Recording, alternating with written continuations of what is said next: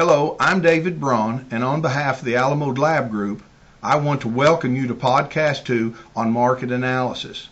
So what we want to do today is talk a little bit about what a market is.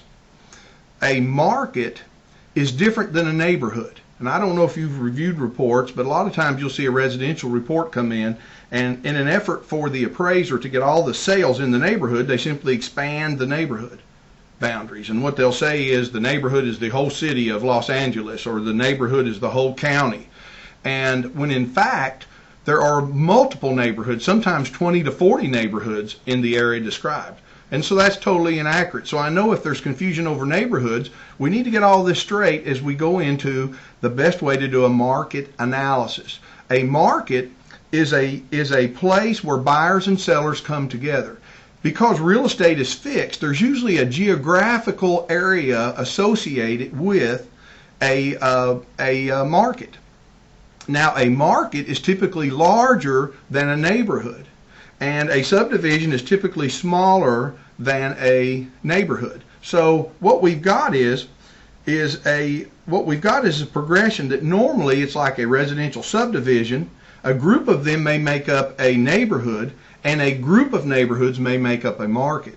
Now, a neighborhood must be contiguous. It can't be spread around. A market can be. Oftentimes, a market is a big subdivision over here, and then you drive 4 miles to another big subdivision. So when we think about markets then, they can be defined. Now I want to clarify that in commercial, a market can be the whole Southeast, or it can be the whole country, because oftentimes if you have an $8 million apartment building, insurance companies and real estate investment trusts are bidding for those, and they're shopping a whole region. So that's a little bit different than a residential. Now let's talk about the health of a market, because that's where we're really trying to make some judgment about the market. What is the health of a market? Well, health has to do with something's ability to function and carry out its job. The job of a market, of a real estate market, is to bring buyers and sellers together. Now, when a doctor talks about your health, a doctor will take vitals. They may take your pulse, your blood pressure, your temperature. They may do all kinds of things to you that you don't want to do, but they have some specific vitals that they check. What are the vitals you can check to see if a neighborhood is healthy? And they do exist. One of the vitals is, how active is the market? If a market is not active, it can't really function well. So it has to be active. You can measure market activity over time. You can see how many houses sold over a quarters, for example, or monthly, depending on the activity that you want to measure it. Over a year, you can measure the activity, the number of sales in a market. What about balance? Is a market, the supply and demand, is it about the same? It may not be. Obviously, in a declining market, your supply is typically greater than your demand, so balance might be able to be measured.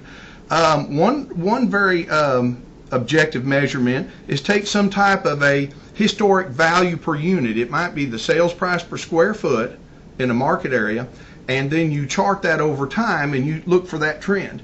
If you're in an area where your MLS doesn't provide you with square feet, that makes it hard to do. You may have to do sales price per unit, okay, sales price per house on the average, and show in your area that those are going up or they're going down. Some other vitals that you might check is the number of foreclosures. What are the numbers of foreclosures in your area? Also, what are the number of offerings? And it's always best to trend these if you can. It's hard to trend foreclosures. Usually you just say there's a bunch and it's more. But offerings, the number of offerings or listings. What about days on the market? I like to use the 1.5 rule for days on the market. I add up what the MLS shows me is the average days on the market, and I multiply it by 1.5 because I know a lot of these went off the market and came back on in my area, and even though the MLS doesn't like it, they set it at 0 again when it's really already been on 6 months. So also a market has a market like a neighborhood has a life cycle. Are young people moving in and regenerating an older subdivision? Are they fixing up the houses and there's a lot of kids and the retirees are leaving? What about transition? A neighborhood is in transition. It can have transition. A market area can be in transition. For example, in a whole market area, a road can go through, and it becomes a little bit commercial, and you start saying, hey, this whole market area is in a transition from residential to commercial. So these are some of the vitals you can check on your neighborhood and on your market area. Now, what about the general, what I call the indirect things like population measurements and employment and income in an area? Usually you can't get that information for a subdivision or a neighborhood, or oftentimes even a market area. You have to go a little bit bigger. It's okay to use that, but be aware it may not be as specific as when you can come down to a neighborhood and pull 50 sales out and then trend some type of value over time. Now, I want to wind this up with saying that when you do a market analysis, sometimes markets offer you a lot to work with. Sometimes they don't. I want you to express that in your report. I want you to say, I did a lot of work, but there wasn't much data I could get. And as a result of this, I have come to this conclusion, but I want to tell you right now, I'm not that sure about it.